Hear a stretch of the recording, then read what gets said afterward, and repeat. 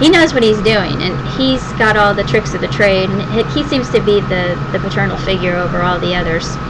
And he's the sort of guy who's extremely loyal to his group, and also to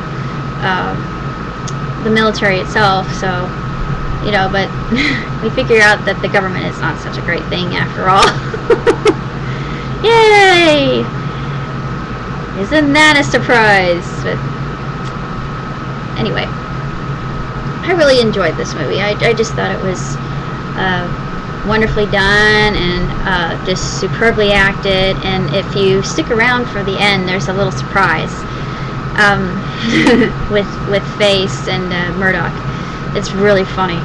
But I didn't know the actor in the final scene that they have after the long, grudging list of credits that seem to go on into infinity. But that makes a lot of sense, because I think that there was a lot put into this film. Whoever was writing it was very intelligent, because it was very quick, and the lines were rapid. And I think I'm going to have to watch it again when it comes out on DVD, because there was an incident within the plot with the captain, the commander, that I didn't quite get. Maybe it happened when I blinked.